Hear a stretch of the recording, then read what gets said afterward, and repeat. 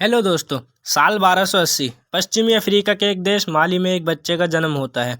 आज इस बच्चे की किलकारियां कल उस राजा की आवाज़ में बदलने वाली थीं जो बड़ा होकर इस धरती का आज तक का सबसे अमीर इंसान बनने वाला था। इतना अमीर कि आज के टॉप बिलियनर्स जैसे कि एलोन मस्क, जेफ बेजोस और बाकी के अमीर लोगों की अगर सारी वेल्थ और जायदाद एक साथ जोड़ भी दें तो भी इसके रईसी के पास ना पाए। इस बच्चे का नाम और कोई नहीं बल्कि मनसा मूसा था। माली में मनसा इस शब्द का अर्थ होता है सुल्तान यानी कि बादशाह, और यह बच्चा मूसा माली का मनसा बनने वाला था, क्योंकि कुछ लोगों का यह कहना था कि मूसा माली के शाही घराने का असली वंशज था, यानी माली के बादशाह फगा ले का बेटा, और इसी वजह से वही शाही गद्दी का हकदार होने वाला था। लेकिन यहाँ पर एक और थ्योरी भी आती है कि मूसा असल में माली के 9वें सुल्तान अबू बकरी कीटा का भरोसेमंद मंत्री था और इसलिए उसे राजगद्दी दी गई। अब सच क्या है ये तो सर्टेनिटी से कोई नहीं कह सकता।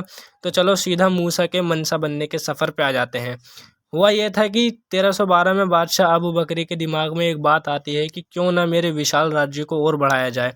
फिर क्या था, उन्होंने इस बात पे अमल करके 200 सैनिकों से भरी और 100 खाने से भरी कश्तियों को अटलांटिक महासागर के छोर का पता लगाने भेज दिया, ताकि उस पार अगर कोई हो तो उसके लोग उस ज़मीन पे भी कब्जा करके अपने साम्राज्य को और बढ़ा सकें। पर ऐसा कुछ हुआ ही नहीं। इन कश्तियों को वहाँ पर जाकर काफ़ी वक्त गुजर गया था, ना ही कोई इंसान वापस आया और ना ही कोई कश्ती। 300 कश्तियाँ वहाँ पर गई थीं और एक भी लौटकर वापस नहीं आया था। लेकिन एक दिन अचानक से एक कश्ती उन्हें वापस लौटते हुए दिखाई देती है। उनकी हालत बहुत ही बुरी थी और उनके पास लौटने पर जब उनके कप्तान से ये पूछा गया कि इस हालत का जिम्मेदार कौन है, उनके मुंह से बस एक ही चीज़ निकली, एक भयानक समुद्री चक्र।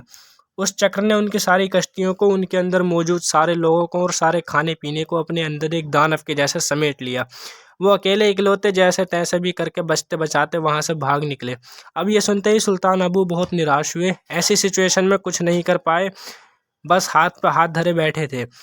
फिर भी इस हादसे के बाद भी वो अपने निर्णय पर बिल्कुल अटल थे कि समुद्र के उस पार जाकर उन्हें कब्जा करना ही करना है, किसी भी हालत में।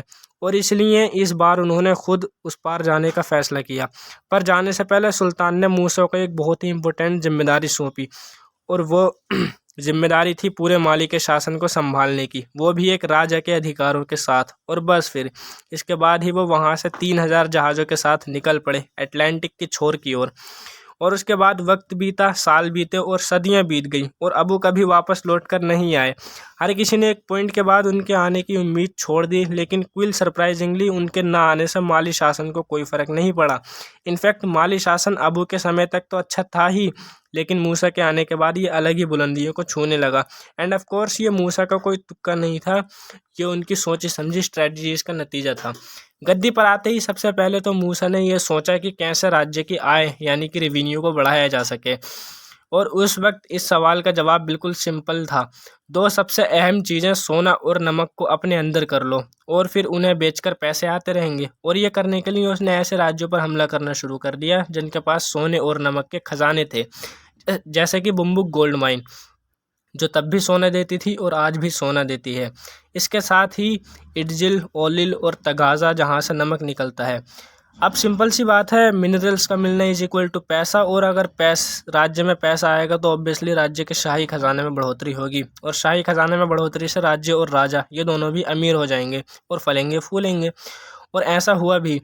इन सारे आक्रमणों के बाद माली साम्राज्य इतना बड़ा हुआ कि पूर्व से पश्चिम तक माली की सीमाएं अटलांटिक तट से नाइजर नदी तक और बढ़ीं, और उत्तर से दक्षिण तक यही सीमाएं सब सहारा से लेकर फॉरेस्ट ऑफ इक्वेटोरियल अफ्रीका तक बढ़ गईं। मनसा मूसा को अपने राज्य को ऊंचाइयों तक पहुंचाने में एक और चीज़ मदद कर रही थी, उसका धर्म इस्लाम।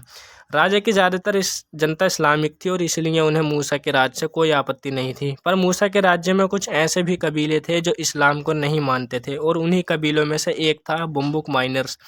उन्होंने मनसा के धर्म इस्लाम का विद्रोह किया क्योंकि उन्हें उनका धर्म खतरे में लगने लगा। लेकिन मनसा की इतनी बड़ी विशाल सेना के सामने वो थोड़ी ना टिकने वाले थे, और ऐसा हुआ भी। मनसा ने अपनी सेना की मदद से इस विद्रोह पर काबू पा लिया, पर मूसा ने उन्हें मारा नहीं। उसने झट से ये बात समझ ली कि अगर उसे शासन बनाए रखना है तो उसे बाकी के धर्मों को भी साथ लेकर चलना होगा, और इसलिए माली साम्राज्य का स्टेट रिलीजन तो इस्लाम ही था, पर कुरान के कानून वहाँ पर लागू नहीं होते थे। इसे आसान शब्दों में समझें तो माली साम्राज्य इस्लामिक होने के बाद भी वहाँ पर सारे धर्मों को उनका धर्म प्रैक्टिस करने की छूट देता था, यानी कि उसके राज्य के सभी लोग उसके साथ थे। सिर्फ उसके राज्य के ही नहीं बल्कि आसपास के नेबरिंग राज्य के भी, क्योंकि उस वक्त सारे इस्लामिक राज्य एक दूसरे को अपना एलाय मानते थे। माली के आसपास तब भी और आज भी इस्लामिक कंट्री ही हैं और इसलिए माली साम्राज्य को दूसरे राज्यों से हमले की कभी चिंता भी नहीं रही।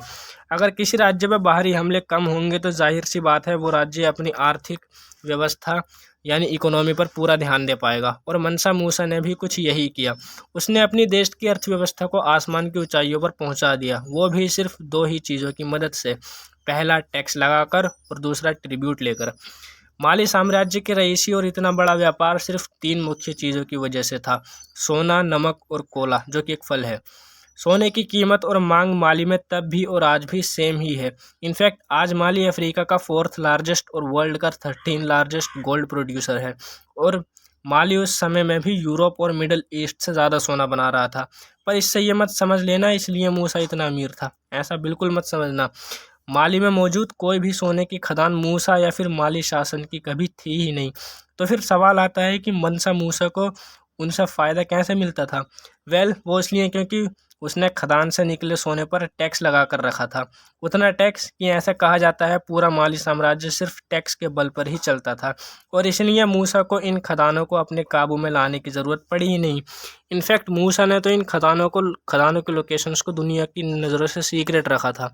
माइनर्स कम्युनिटीज़ अपना सोना सूडान के मिडलमैन को ज़रूरत की चीज़ों के बदले बेचते, और ये सूडानी ज़रूरत की चीज़ों को बाहर के ट्रेडर्स से ख़रीदते थे, और इस तरह से बाहर वालों को इन माइंस का पता ही नहीं चलता। लेकिन दूसरी ओर नमक की खदानों और कोला फल भी माली की अर्थव्यवस्था में बहुत अहम भूमिका निभा रहे थे। अब ये नमक कोई ख़ास नमक नहीं था, ये वही रोज़मर्रा के खाने में डालने वाला नमक है, पर सिर्फ खाने में ही नहीं, सहारा जैसे रेगिस्तान में खाने की चीज़ों को ख़राब होने से बचाने में भी ये बहुत काम आता था, और इसलिए उस वक्त नमक की कीमत भी सोने से कम नहीं थी। और कोला एक ऐसा फल है जो रेगिस्तान में पानी की प्यास लगने से रोकता है, और इसी वजह से इन दोनों चीज़ों का व्यापार काफ़ी बढ़ चढ़ रहा था।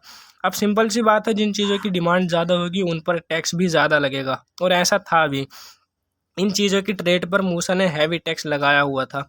बस इसी के दम पर मनसा मूसा इतनी अमीरी में जी रहा था कि आज किसी जानकार से पूछा जाए कि मूसा की वेल्थ कितनी होगी तो उसका बस एक ही जवाब होगा: इनकैलकुलेबल। इस इनकैलकुलेबल का नज़ारा मनसा मूसा के 9,600 किलोमीटर हज यात्रा के दौरान देखने मिला।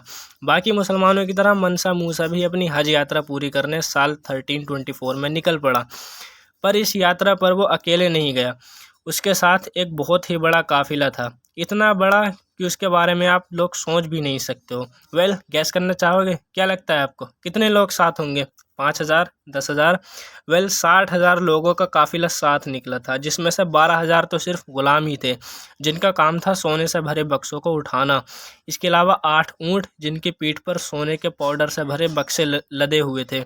और ये सब क्यों? ये सारा सोना सिर्फ ज़कात यानी कि चैरिटी के लिए था।